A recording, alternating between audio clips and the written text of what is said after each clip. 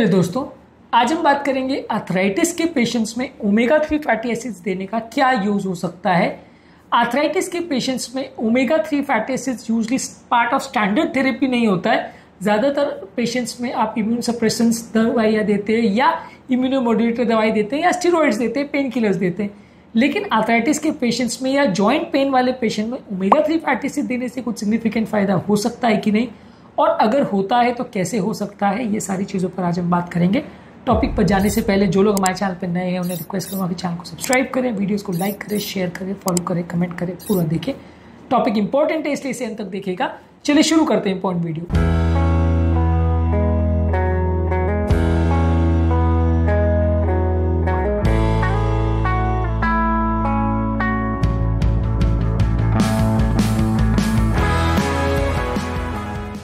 सबसे पहले समझने की आवश्यकता है ओमेगा 3 फैटी एसिड्स जो है उसमें इकोजा पेंटेनोइक एसिड और डोकोजा हेक्सेनोइक एसिड है। ये बॉडी के प्रो इन्फ्लेमेटरी साइटोकाइंस यानी बॉडी का इन्फ्लेमेशन बढ़ाने वाले जो केमिकल्स होते हैं और इकोसोनॉइड्स हैं, इनको कम करते हैं।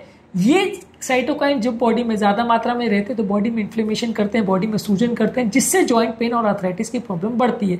यदि बॉडी के इन्फ्लेमेशन और सूजन को कम करना है तो इस मामले में ओमेगा 3 फैटी एसिड से काफ़ी अच्छा मिलता है। इसके अलावा बॉडी का ओवरऑल इन्फ्लेमेटरी रिस्पांस को भी कम करता है, आर्थराइटिस के ओवरऑल इन्फ्लेमेटरी मीडिएटर्स को कम करता है, ओवरऑल आर्थराइटिस की प्रॉब्लम को कम करने में मदद कर सकता है। इससे हमारे जॉइंट की पेन, स्टिफनेस, टेंडरनेस जो कि रूमेटॉइड आर्थराइटिस के पेशेंट में सबसे बड़ा प्रॉब्लम रहता है, उसको काफ़ी कम करता है। कुछ स्टडीज़ में शो किया गया है कि कुछ हफ्ते तक अगर आप ओमेगा 3 फैटी एसिड देते हो तो पेशेंट को सिग्निफिकेंट जॉइंट पेन, स्टिफनेस और इस तरह की प्रॉब्लम्स में सिग्निफिकेंट फायदा देखने को मिल सकता है। पेशेंट की पेन और स्टिफनेस अगर कम हो जाएगी तो non steroidal anti inflammatory drugs यानी पेन किलर्स जो हमें ज़्यादा मात्रा में पेशेंट्स को देने पड़ते हैं उसकी रिक्वायरमेंट में कम आती है।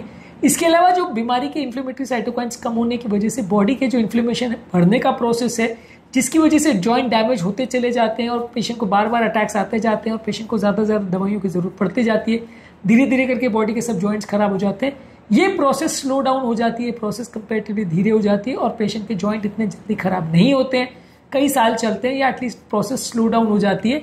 इसके अलावा जो कार्टिलेज का ब्रेकडाउन है जो कि रूमेटॉइड आर्थराइटिस के पेशेंट में सबसे इंपॉर्टेंट चीज़ देखने को मिलती है कि पेशेंट्स का जो कार्टिलेज धीरे धीरे डैमेज हो जाता है, जिसकी वजह से व्यक्ति का चलना फिरना और कोई भी जॉइंट का मूवमेंट करना बहुत मुश्किल हो जाता है। ये भी कम करने में मदद करता है ओमेगा 3 फैटी एसिड्स। तो ओवरऑल रूमेटॉइड आर्थराइटिस वाले पेशेंट में डिजीज के बढ़ने और जॉइंट्स के डैमेज करने की प्रक्रिया को स्लो करता है। इसके अलावा आर्थराइटिस वाले पेशेंट्स में कई बार कार्डियोवैस्कुलर प्रॉब्लम भी ज्यादा देखने को मिलता है। हार्ट की नलियों में क्लॉटिंग का प्रॉब्लम, हार्ट अटैक का प्रॉब्लम, इन्फ्लेमेशन का प्रॉब्लम और ब्लड प्रेशर का प्रॉब्लम, ये सारी चीजें आर्थराइटिस के पेशेंट में ज्यादा देखने को मिलती है क्योंकि ये सारी चीजें भी बॉडी के इन्फ्लेमेशन से इन्फ्लुएंस होती है। ओमेगा 3 फैटी एसिड्स बॉडी के इन्फ्लेमेशन को कम करके इस तरह के पेशेंट्स में हार्ट अटैक, लकवे का और कार्डियोवैस्कुलर प्रॉब्लम्स होने का रिस्क भी कम करता है। इसके अलावा कार्डियक रिदम डिस्टर्बेंसेस का चांस भी कम करता है और बॉडी का जो ट्राइग्लिसराइड यानी खराब एक तरह का कोलेस्ट्रॉल होता है या फैट मॉलिक्यूल्स होता है उसके लेवल्स को भी कम करने में मदद करता है। तो ओवरऑल ये जो है आर्थराइटिस के पेशेंट्स में जो है अगर हम ओमेगा 3 फैटी एसिड देते हैं तो उसके साथ जो हार्ट अटैक होने का जो प्रॉब्लम है या कार्डियोवैस्कुलर प्रॉब्लम होने का चांस है उसको भी ये सिग्निफिकेंटली कम करता है। ओवरऑल ओमेगा 3 फैटी एसिड हम देते हैं तो ऑटो इम्यून डिजीज है जहाँ पे बॉडी के इम्यून सेल्स हाइपर एक्टिव होते हैं, जिसकी वजह से बीमारी बढ़ती है और ओवरऑल लोगों की कंडीशन बिगड़ती है। उसके पूरे प्रोसेस को स्लो डाउन करने में मदद करता है। तो इसलिए आर्थराइटिस के पेशेंट में हालांकि omega 3 fatty acid main source of therapy नहीं है, मेन ट्रीटमेंट का तरीका नहीं है, लेकिन फिर भी ये सिग्निफिकेंट फायदे करता है। इसलिए इसको देना कहीं से कहीं तक नुकसानदायक नहीं है, उल्टा फायदे का सौदा है। ज़्यादातर पेशेंट्स में डायरेक्टली या इनडायरेक्टली आपकी मदद करे। इसके इंपॉर्टेंट सोर्सेज क्या है? ज़्यादातर सी फूड या फिशेज में मिलता है, जैसे salmon, mackerel, tuna, sardine fishes. इसमें EPA और DHA दोनों जो ओमेगा 3 फैटी एसिड है वो ज़्यादा मिलता है।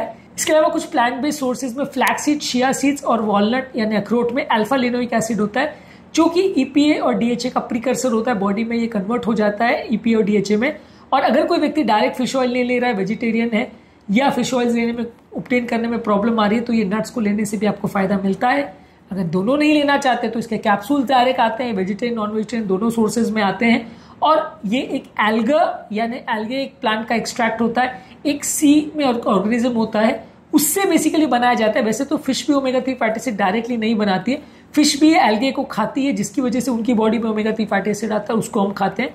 तो ये एल्गे को डायरेक्टली यूटिलाइज करके, और एल्गे बेसिकली प्लांट ग्रुप का आता है तो ये वेजिटेरियन माना जाता है। तो इस ऑर्गेनिज्म के एक्सट्रैक्ट से ओमेगा 3 फैटी एसिड बनाया जाता है और उसके कैप्सूल्स अवेलेबल है जो कि वेजिटेरियन और वेगन्स भी यूज कर सकते हैं। इसको लगभग 1 से 3 ग्राम पर डे रिकमेंडेड है। लगभग अगर कैप्सूल आप ले रहे हो तो 1 से 2 कैप्सूल्स पर डे। फिश वगैरह ले रहे हो तो हफ्ते में एटलीस्ट 2 बार आपको लेना चाहिए ताकि बॉडी में सफिशिएंट मात्रा में ओमेगा 3 फैटी एसिड्स की सप्लाई हो सके। आज के टॉपिक में हमने जानने का प्रयास किया कि क्या आर्थराइटिस और जॉइंट पेन्स वाले पेशेंट्स में ओमेगा 3 फैटी एसिड्स का कुछ सिग्निफिकेंट रोल है और क्या इसको लेने से उनके आर्थराइटिस की प्रॉब्लम को कम करने में या डिजीज के प्रोग्रेशन को कम करने में कुछ मदद मिलेगी। उम्मीद करूंगा कि आज के टॉपिक में कुछ नई बातें जानने को मिली होगी। ओमेगा 3 फैटी एसिड्स का कार्डियक पेशेंट्स में और ब्रेन स्ट्रोक के पेशेंट में, ब्रेन की प्रॉब्लम्स वाले पेशेंट में क्या रोल है, उस पर हमने ऑलरेडी अलग से वीडियोस की। उन वीडियोस को भी जरूर चेकआउट करें। टॉपिक एंड करने से पहले जो लोग हमारे चैनल पर नए हैं उन्हें रिक्वेस्ट करूंगा कि चैनल को सब्सक्राइब करें, वीडियोस को लाइक करें, शेयर करें, फॉलो करें, कमेंट करें, पूरा करें।